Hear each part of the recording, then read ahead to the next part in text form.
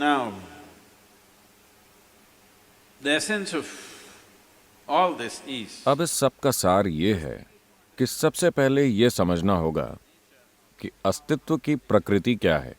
आप चाहें तो इसे देख सकते हैं, या आप परमाणु को देख सकते हैं, या आप ब्रह्मांड को देख सकते हैं। अगर आप ब्रह्मांड को देखना चाहते हैं तो ये काफी जटिल है, ये मुश्किल होगा, क्योंकि आपके पास गैलरी सीट नहीं है। you know there is no ये स्टेडियम की तरह नहीं है कि आप कहीं बैठकर सारे ब्रह्मांड को देख सकें। बहुत मुश्किल है। आप इसे सिर्फ टुकड़ों में देख सकते हैं। if you want to अगर आप एक परमाणु को देखना चाहें, किसी ने भी परमाणु को नहीं देखा है, क्या आप जानते हैं? क्या आपको पता है, एक सुपर इलेक्ट्रॉन माइक्रोस्कोप से भी आप एक परमाणु को नहीं देख सकते। हमने इसकी गतिविधियों को देखा है, activity, but we have पर हमने कभी परमाणु को नहीं देखा। लेकिन हम इसे तोड़ चुके हैं। हम उन चीजों को भी तोड़ सकते हैं जिन्हें हम देख नहीं सकते। ये हमारी इन दिनों हम इस पर बहुत गर्व महसूस करते हैं। हम किसी भी चीज को तोड़ सकते हैं। हम इसे बना सकते हैं या नहीं, इसमें संदेह है, लेकिन हम जो चाहें उसे तोड़ सकते हैं। भले ही हम इसे देख नहीं सकते, पर हम इसे तोड़ सकते हैं। अब आप क्या देख सकते हैं और क्या नहीं, ये भी बड़ी अनिश्चित चीज है। मेरा मतलब है, वो क्या है जो आप देख सकते हैं? अभी क्या आप मेरा हाथ देख सकते हैं? yes आप मेरा हाथ सिर्फ इसलिए देख सकते हैं क्योंकि मेरा हाथ प्रकाश को रोकता है। अगर मेरा हाथ इस प्रकाश को नहीं रोकता, अगर ये प्रकाश को आर पार जाने देता, तो आप इस हाथ को नहीं देख पाते। हाँ? या दूसरे शब्दों में, अभी आपकी आंखें सिर्फ उन्हीं चीजों को देख सकती हैं जो प्रकाश को रोकती हैं।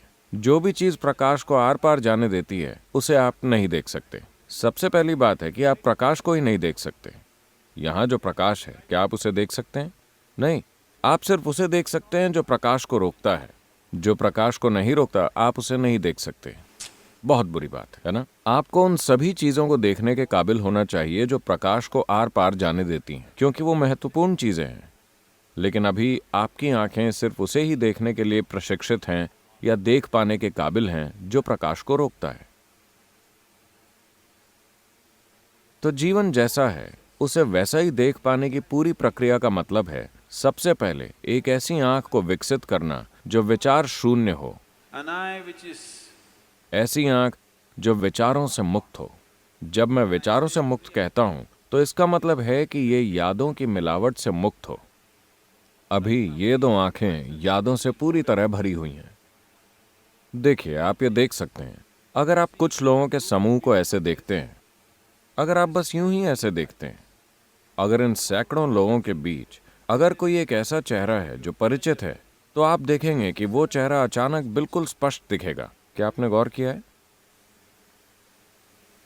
have you noticed this आप सड़क पर जा रहे हैं, वहां सैकड़ों लोग खड़े हैं, आपका दोस्त उनके बीच है। अगर आप वहां देखते हैं तो सिर्फ उस दोस्त का चेहरा दूसरे लोगों के चेहरों से कहीं ज्यादा साफ दिखाई देता है, क्योंकि ये आंख यादाश्त के साथ काम करती है। आपके पास जितनी ज्यादा यादें होती हैं, ये उतना ही बेहतर देखती है। अगर कोई यादें नहीं हैं तो ये नहीं देख सकती। यादों का मतलब है जमा किया हुआ अतीत। यादों का मतलब है जानकारी।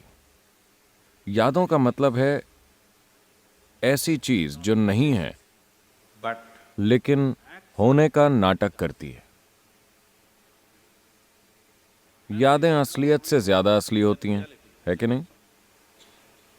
yes or no मैं चाहता हूं कि आप ये समझें, आपके जीवन में हर चीज यादाश्त या मेमोरी से चलती है। सिर्फ कंप्यूटर स्टिक ही नहीं, आपके जीवन में सब कुछ।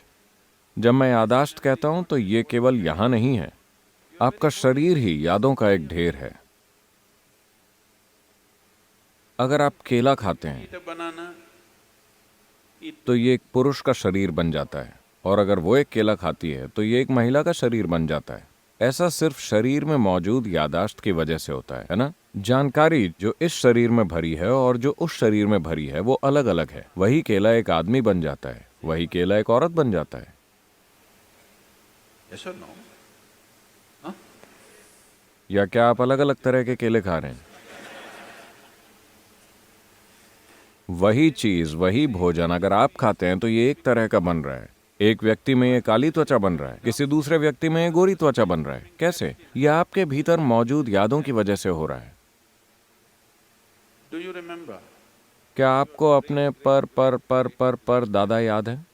नहीं, लेकिन उनकी नाक आपके चेहरे पर बैठी हुई है। आपके शरीर को याद है ना? हो सकता है कि आपको कोई अंदाजा ना हो कि वो कौन थे, पर आपके शरीर को आज भी याद है। लाखों साल पहले आपके पूर्वज कैसे थे, इसे अब भी याद है ना?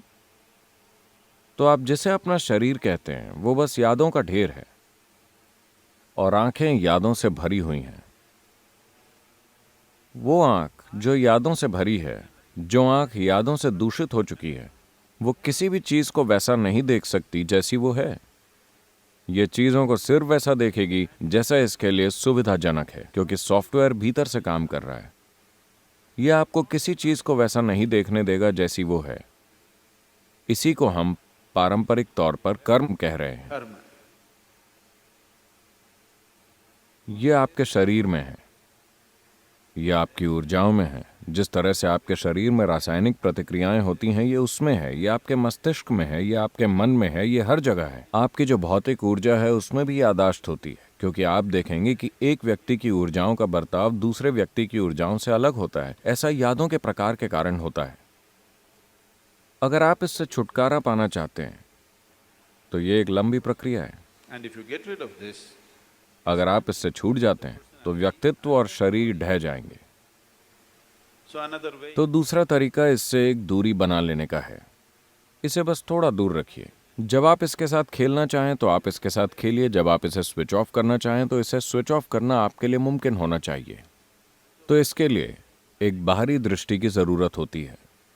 right now, अभी आपके कान यादों से भरे हैं, आपकी आंखें यादों से भरी, आपकी जीभ यादों से भरी है। why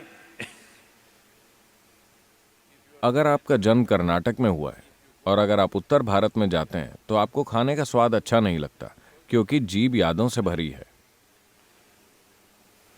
yes or no? आप इससे परेशान हुए हैं या नहीं? आप उत्तर भारत में गए और उन्होंने कहा They said aloo bhaji, aloo matar, aloo palak, aloo parota, aloo they said. और आप वहां टिक नहीं पाए Because क्योंकि आपकी जीभ यादों से भरी है। इसे वापस वही चीज चाहिए, वरना उसे दिक्कत होगी। so what तो यादों से भरे होने का मतलब है अतीत के खोल ने आपको जकड़ा हुआ है। it will not allow you. यह आपको वर्तमान में भी आने नहीं देगा। अतीत का खोल आपको बांधे रहता है और आप इसे ऐसा करने देते हैं क्योंकि इसमें सुरक्षा का एहसास होता है। तो ये एक खोल बना लेता है। इसमें सुरक्षा है, लेकिन सुरक्षा में कैद भी है। So imprisonment. अगर हम आपको लॉकर में बंद कर दें तो आप वाकई सुरक्षित रहेंगे, है ना? पर समस्या ये है कि आप बाहर नहीं आ सकते। यही तो सारी समस्या है। आपने जिन दीवारों को खुद की सुरक्षा के लिए खड़ा किया है, वो खुद को कैद करने वाली दीवारें भी बन गई हैं। यही जीवन की प्रकृति है। अगर आप खुद को भीतर से या बाहर से बंद कर लेते हैं, वो एक ही बात है। जब तक आप दरवाज़ा नहीं खोलते, इससे क्या फर्क पड़ता है कि किसी ने आपको बाहर से बंद किया है या आपने खुद को भीतर से बंद कर लिया है? वैसे भी आप बंदी ही हैं, है ना? अगर कोई आपको बाहर से बंद करता है तो आप कम से कम शिकायत कर सकते हैं और चीख सकते हैं। आपने खुद को भीतर से बंद कर लिया है तो आप बस मायूस ही हो सकते हैं। आप चीख भी नहीं सकते। आप किस पर चीखेंगे? तो हम इसी प्रक्रिया पर गौर कर रहे हैं। यादाश्त हर स्तर पर अपनी छाप छोड़ती है, यहां तक कि तत्वों के स्तर पर भी। 5 तत्व जो यहां काम करते हैं, उनके तुरंत बाद ही यादाश्त का काम शुरू हो जाता है। तो जब हम कर्म शब्द बोलते हैं तो ये कोई एक साधारण फॉर्मूला नहीं है, या लोग कर्म के सिद्धांत की बात करते हैं। हम किसी सिद्धांत की बात नहीं कर रहे हैं, हम एक तरह की वास्तविकता की बात कर रहे हैं। कर्म का मतलब है यादाश्त, कार्य और यादाश्त। पिछले कार्य सिर्फ यादों के रूप में मौजूद होते हैं, है कि नहीं? हाँ, याददाश्त सिर्फ यहाँ की नहीं है, शरीर के हर कोशिका की अपनी याददाश्त होती है। एक परमाणु का बर्ताव दूसरे परमाणु से अलग क्यों होता है, जबकि दोनों के घटक एक ही हैं? वो इसलिए क्योंकि इसमें याददाश्त होती है। हाइड्रोजन के परमाणु के पास एक तरह की यादें हैं, ऑक्सीजन के परमाणु की दूसरी तरह की यादें हैं। जब तक कि आप उन्हें आपस में नहीं मिलाते, वो उसी तरह बर्ताव करते रहेंगे। ये एक छोटे दायरे में होता है, आप थोड़े बड़े दायरे में हैं, ब्रह्मांड बहुत बड़े दायरे में है, लेकिन वहां भी वही याददाश्त सब कुछ चलाती है। तो जब हम कर्म की बात करते हैं तो हम किसी कॉन्सेप्ट या फिलॉसफी की बात नहीं कर रहे हैं, हम एक वास्तविकता की बात कर रहे हैं जो आपके रूप में अभिव्यक्त हुई है। आपके शरीर की बनावट ही याददाश्त के कारण है। If अगर एक पक्षी आम खाता है तो ये पक्षी बन जाता है, अगर एक कीड़ा आम खाता है तो ये कीड़ा बन जाता है, अगर आप एक आम खाते हैं तो ये एक इंसान बन जाता है। वही आम कितने अलग तरह से काम करता है, ये इस पर निर्भर करता है कि उसे कैसी याददाश्त में डाला गया है ना? आप जिसे बीज कहते हैं, अगर आप उस बीज को बोते हैं, अगर आप उसी बीज को किसी मिट्टी में बोते हैं, यहाँ आप आम का पेड़ लगाते हैं, यहाँ आप सेब का पेड़ लगाते हैं, उसी मिट्टी में, ये सिर्फ सेब पैदा करेगा, ये सिर्फ आम पैदा करेगा, क्योंकि बीज यानी कि एक खास मात्रा में यादें, है ना? चाहे वो किसी पौधे का बीज हो या आपकी माँ के गर्भ में पहुंचने वाला आपके पिता का बीज, ये बस यादें यादें और यादें हैं, है कि नहीं? यही कर्म है, और ये पीछे तक जाता है, तत्वों के स्तर तक। हर चीज याददाश्त ही है, only the केवल विशुद्ध तत्व ही यादों से मुक्त है। तो वास्तव में योग का मतलब है एक ऐसी आंख को विकसित करना जो यादों से दूषित ना हो, जो सिर्फ देखती हो, ये चीजों को वैसे नहीं देखती जिस तरह से आपकी याददाश्त इसे दूषित कर देती है। ये हर चीज को वैसे देखती है जैसी वो वास्तव में है। ये आंख उन चीजों को देखेगी जो प्रकाश को नहीं रोकती। अभी आपकी ये दो आंखें सिर्फ उन चीजों को देख सकती हैं जो प्रकाश को रोकती हैं। अगर आप किसी ऐसी चीज को देखने लगते हैं जो प्रकाश को नहीं रोकती, तो इसका मतलब है कि आंख के एक और आयाम ने काम करना शुरू कर दिया है।